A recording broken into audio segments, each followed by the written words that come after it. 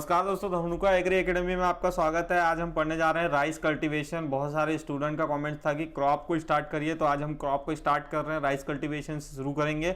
आज धान की खेती के बारे में कंप्लीट हम जानेंगे। नमस्कार दोस्तों, मैं हूं धनेन्द्र, स्वागत करता हूं आपका धनुका एग्री एकेडमी में। हम किसी भी क्रॉप का कंप्लीट इन्फॉर्मेशन कैसे जान सकते हैं, इसे 4 भागों में मैंने विभाजित किया है। पहला है क्रॉप प्रोडक्शन के जरिए, दूसरा है ब्रीडिंग ऑफ क्रॉप के जरिए। ब्रीडिंग ऑफ क्रॉप में हम जितने भी ब्रीडिंग मेथड यूज होते हैं राइस के क्रॉप में या किसी और क्रॉप में, वो हम पढ़ते हैं। तीसरा है प्लांट प्रोटेक्शन। प्लांट प्रोटेक्शन के अंतर्गत इंसेक्ट का कंट्रोल और डिजीज का कंट्रोल आता है, तो ये भी एक इंपॉर्टेंट चीज होती है किसी क्रॉप को कंप्लीट स्टडी करने के लिए। और चौथा है वीड मैनेजमेंट। कौन से वीड उसमें लगते हैं और क्या क्या उनका कंट्रोल मेथड है, ये हमको जानना पड़ता है। दोस्तों, राइस जिसका बॉटनिकल नेम है ओराइजा सटाइवा, इसका क्रोमोसोम नंबर है 24, 2 एंड 24, और इसका जो फैमिली है वो पोएसी है जो नया नाम है, और ग्रेमनी इसका पुराना नाम है। तो दोनों नाम को आपको याद रखना है, कहीं से भी क्वेश्चन आ सकता है। अगर हम बात करें तो राइस जो है स्टेबल फूड है पूरे इंडिया का, और 60% वर्ल्ड पॉपुलेशन जो है राइस का कंजप्शन करता है। वहीं 90% एरिया पे इसे ग्रो किया जाता है। और सॉइल की बात करें तो इसके लिए स्लाइटली एसिडिक सॉइल ज़्यादा अप्रोप्रिएट होता है, जिसका पीएच जो होना चाहिए 4 से 6 के बीच में होना चाहिए। क्लाइमेट में राइस के क्लाइमेट की बात करें तो 30 से 32 डिग्री सेल्सियस जो होता है वो इसके लिए अप्रोप्रिएट होता है, और इसमें जो रेनफॉल है वो 100 से 150 सेंटीमीटर होना चाहिए। वहीं अगर इसको कन्वर्ट करें एमएम में तो 1000 से 1500 एमएम होना चाहिए। इसके लिए जो क्लाइमेट होता है हॉट ह्यूमिड क्लाइमेट, इसके लिए ज़्यादा रिक्वायरमेंट होता है। वैसे तो इसे बहुत तरीके के इन्वायरमेंट में लगाया जाता है, बट इसके लिए सूटेबल जो होता है हॉट ह्यूमिड क्लाइमेट होता है। नेक्स्ट हम देखते हैं राइस में 6 से 7% जो होता है वो प्रोटीन पाया जाता है, और वाइट राइस में 7 to 9% प्रोटीन पाया जाता है। इसमें कुछ परसेंट फैट पाया जाता है जो लॉस्ट हो जाता है मिलिंग के समय में। राइस के जो ग्रेन होते हैं उसमें लाइसिन का नामक प्रोटीन पाया जाता है जो 4% होता है पूरे टोटल प्रोटीन का। और इसमें जो मेन प्रोटीन है वो ओरिजिनिन नाम का एक मेन प्रोटीन पाया जाता है। इसकी प्रोडक्शन प्रोडक्टिविटी की बात करें तो राइस में इंडिया जो है इसका एरिया सबसे ज़्यादा है, और चाइना सेकंड नंबर पर आता है। प्रोडक्शन की बात करें तो एरिया, इंडिया की प्रोडक्शन की बात करें तो एरिया में वेस्ट बंगाल में सबसे पहला है, यूपी, फिर बिहार। और प्रोडक्शन की बात करें तो वेस्ट बंगाल सबसे पहले है, उत्तर प्रदेश दूसरे नंबर पर, और तीसरे नंबर पर आंध्र प्रदेश है। नेक्स्ट हम देखेंगे राइस के क्लासिफिकेशन के बारे में। राइस का जो क्लासिफिकेशन है वो 3 भागों में वर्गीकृत किया गया है। इसके 3 स्पीसीज पाए जाते हैं, आपको इमेज में देखने को मिल रहा है, जवानिका, जैपोनिका और इंडिका। ठीक है, तो दोस्तों इंडिका जो है इंडिया की स्पीसीज है, और जैपोनिका जो है जापान की स्पीसीज है, वहीं जवानिका जो है इंडोनेशिया की स्पीसीज है। तो ये स्पीसीज जो है वहाँ की ओरिजिन होती है, इसलिए वहाँ का नाम इसको दिया गया है। और जो जैपोनिका स्पीसीज है उसकी खास बात यह है कि ये लॉजिंग रेजिस्टेंस है, मतलब तेज हवा के दबाव से जब कोई प्लांट गिर जाता है तो वो जैपोनिका स्पीसीज में नहीं होता है, वो रेजिस्टेंस होता है इसके लिए।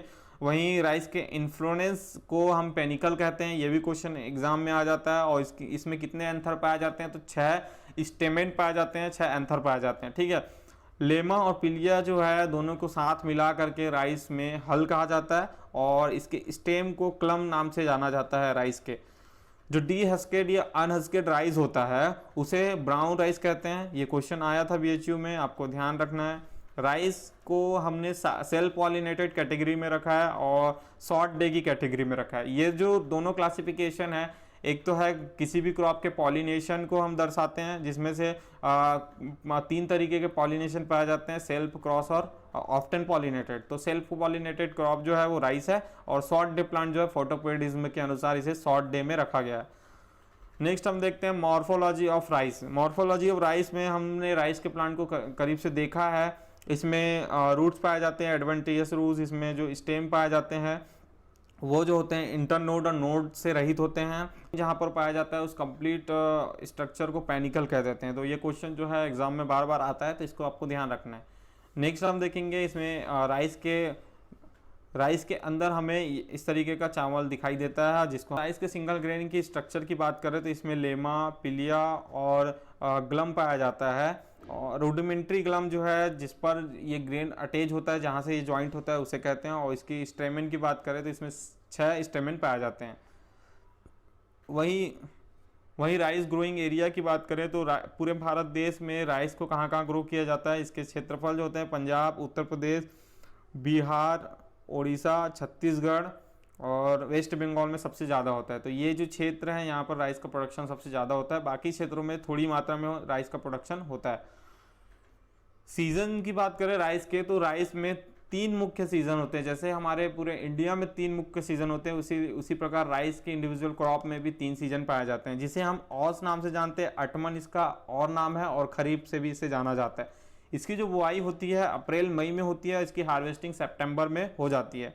फिर दूसरा है अमन या खरीफ या अगहानी फसल, इसमें जो बुआई होती है जून जुलाई में होती है, और इसका जो हार्वेस्टिंग है वो अक्टूबर में हो जाता है। तीसरा है बोरो स्प्रिंग राइस। बोरो स्प्रिंग राइस को हम जनवरी फरवरी में लगाते हैं और अप्रैल मई में इसकी हार्वेस्टिंग हो जाती है। सीड रेट की बात करें तो ब्रॉडकास्टिंग जो छिड़कावा विधि होता है उसमें हमको 100 किलोग्राम पर हेक्टेयर लगता है। तो ड्रिलिंग मेथड में 60 केजी पर हेक्टेयर लगता है। वहीं हाइब्रिड सीड की बात करें तो 15 केजी पर हेक्टेयर हाइब्रिड के सीड लगते हैं, और डेपंग मेथड में सबसे कम सीड 2 से 3 किलोग्राम लगता है। तो जो सीड रेट है उनसे भी क्वेश्चन आ जाता है। डेपंग विधि का जो सीड रेट है उसको भी आपको याद रखना है, क्योंकि ये काफ़ी इंपॉर्टेंट है। फिर देखते हैं rice plant is transplanted at. Rice को कैसे कैसे ट्रांसप्लांटिंग किया जाता है। इमेज में आपको देखने को मिल रहा है ब्रॉडकास्टिंग होता है, एक तो देसी मेथड है, सबसे सरल मेथड है, ठीक है। दूसरा मेथड होता है sowing of seed drill. Seed drill की सहायता से, या जो आपके पास साधन है जुताई का, उसमें पीछे हल बांध करके जो बुआई है वो कर सकते हो। और वेट लैंड में हम इसे ट्रांसप्लांटिंग या पडलेट फीड में लगाते हैं। वहीं ब्रॉडकास्टिंग या स्प्राउट सीड, जो सीडों में जिसको हम पानी में भिगो कर रख देते हैं, जिसमें जड़ निकल जाता है, उसको डायरेक्ट हम लगा सकते हैं। तो इसमें ट्रांसप्लांटिंग के लिए कुछ डेज दिया गया है। जैसे खरीफ में आपको 21 से 25 दिन रुकना पड़ता है, और रबी सीजन में आपको 30 से 35 दिन जो है ट्रांसप्लांटिंग के लिए रुकना पड़ता है। मतलब आपने नर्सरी लगा दिया, नर्सरी के बाद आपको ट्रांसप्लांटिंग के लिए थोड़े दिन के लिए रुकना पड़ता है। वही डेट की बात कर रहे हैं हम, 30 से 35 दिन रबी सीजन में लगेगा। और SRI मेथड में 10 से 12 डेज का इंटरवल होना चाहिए। और ड्राई लैंड एरियाज में जो है 30 से 35 दिन का आवश्यकता होता है। और ये इस इमेज में देख सकते हैं पडलिंग किस तरीके से किया जाता है गीले फील्ड में, और जो फील्ड है उसको अच्छे से पडलिंग कर लेना चाहिए। उसके बाद है नर्सरी एरिया की बात करें तो नर्सरी एरियाज में हमको नॉर्मली हम जो है 1000 मीटर स्क्वायर लेते हैं। राइस के ड्राई बेड में हम 1000 स्क्वायर मीटर लेते हैं। राइस के वेट बेड में हम 1200 से 1500 मीटर स्क्वायर लेते हैं। वहीं SRI मेथड में 100 मीटर स्क्वायर की हमारी क्षेत्र होती है, और डेपंग विधि में जो नर्सरी है वो 40 मीटर स्क्वायर में रखा जाता है।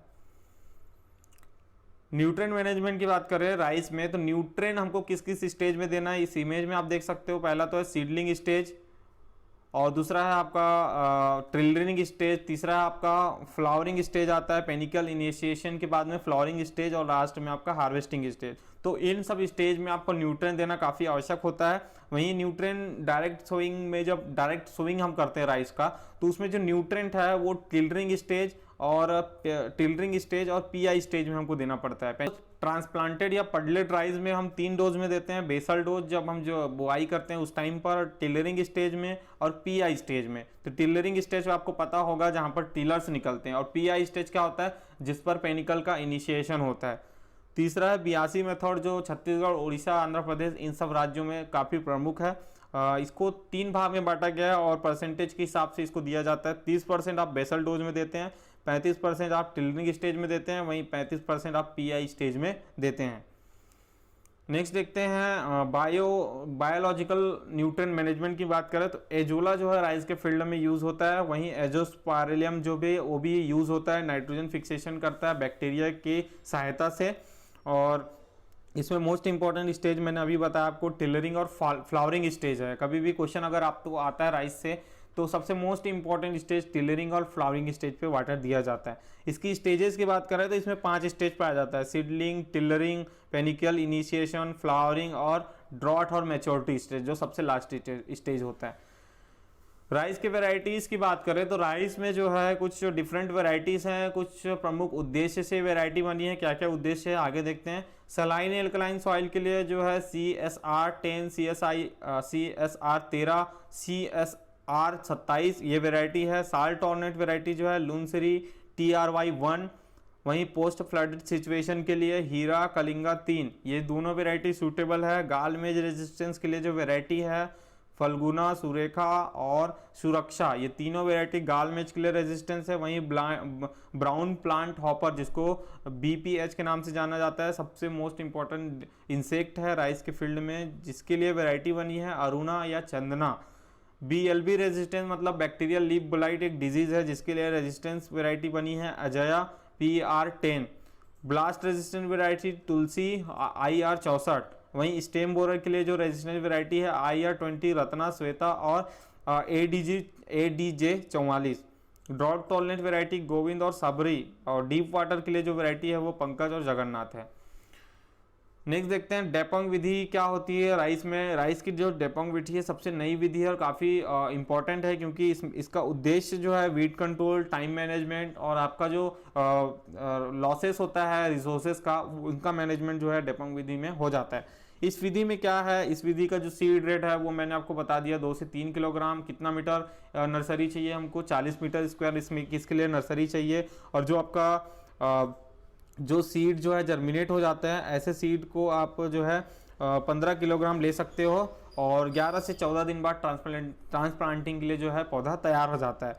वहीं एक विधि है बियासी विधि, जो उड़ीसा और छत्तीसगढ़ में ज़्यादातर किया जाता है। तो इस विधि को आप जानते हैं, बियासी विधि में जो है डायरेक्ट सीडलिंग कर दिया जाता है, डायरेक्ट सीड लगा दिया जाता है फील्ड में, और उसके बाद जब प्लांट जो है 10 से 15 दिन या 30 दिन पानी की अच्छी सुविधा के अनुसार हम उसे बियासी करने के लिए तैयार कर देते हैं। बियासी में हम क्या करते हैं, खड़ी फसल में हम जो है यंत्र की सहायता से, उसमें बैलों की सहायता से हम उसमें चलाते हैं और उसको मिक्स करते हैं, जिससे, और उसके बाद हम जो है एक चलाई का प्रोसेस करते हैं। चलाई याद रखना, चलाई में हम क्या करते हैं, उस प्लांट के जो पॉपुलेशन है उनको मेंटेन करते हैं, अलग अलग जगह पर प्लांट को अरेंज कर लेते हैं। ठीक है, नेक्स्ट हम देखेंगे राइस की प्रोडक्टिविटी की बात करें तो सबसे ज़्यादा प्रोडक्टिविटी कंट्रीज में, जापान में सबसे ज़्यादा इसका प्रोडक्टिविटी है 63 क्विंटल पर हेक्टेयर के हिसाब से, और चाइना में 62 क्विंटल पर हेक्टेयर के हिसाब से, और इंडिया में वहीं 20 क्विंटल पर हेक्टेयर के हिसाब से। इसलिए राइस का प्रोडक्शन जो है इंडिया में सेकेंड पोजीशन पर आता है चाइना के बाद।